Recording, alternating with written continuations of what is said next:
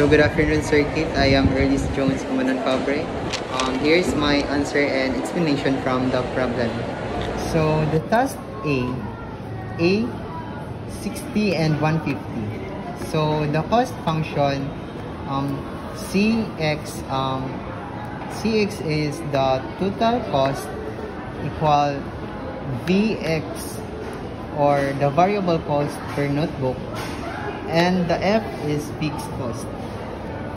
So 25 or kaning kuan siya kanang total cost or katong presyo sa notebook, tapos 60 is kung pila ang total sa notebook nga ilang gaibaligya, tapos ang kuan ra nila ang fixed cost ay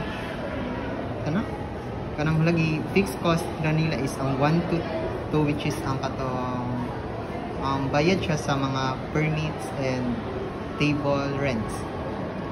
So 25 times 60 is 1,500. Gi-bring down lang ang 1 to, and so mo na din ang kuan kaning total cost equal 2,700, which is gi plus ang 1,500 plus 1 2.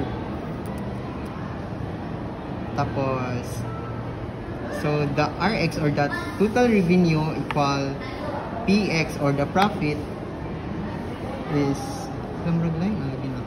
Anong 45? So another is the RX or the total revenue equal PX or profit. Another is a 45 and 60.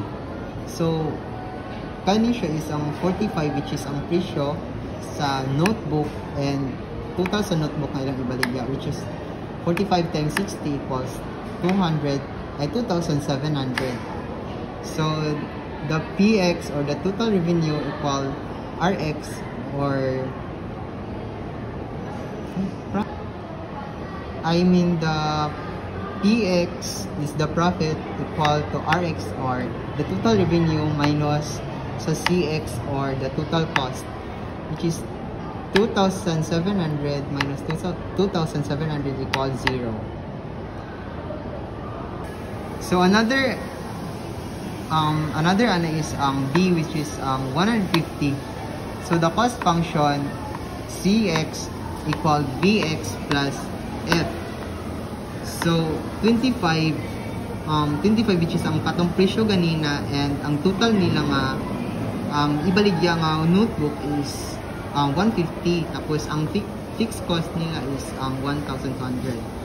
So gi-bring down lang ang 1,200, which is dayon 25 times 150 equal din siya sa 3,750, and di plus ang 3,750 plus 1 2 equal 4,950. So another is RX equal PX.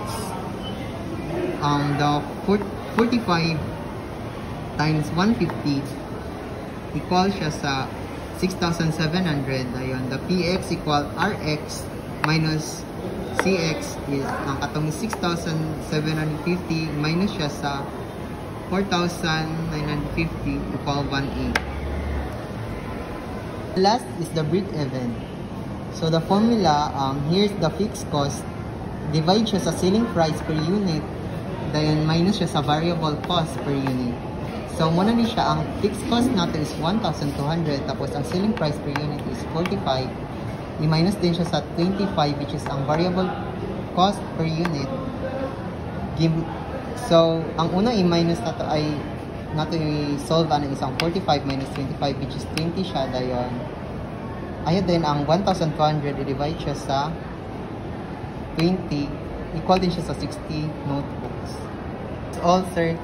Thank you.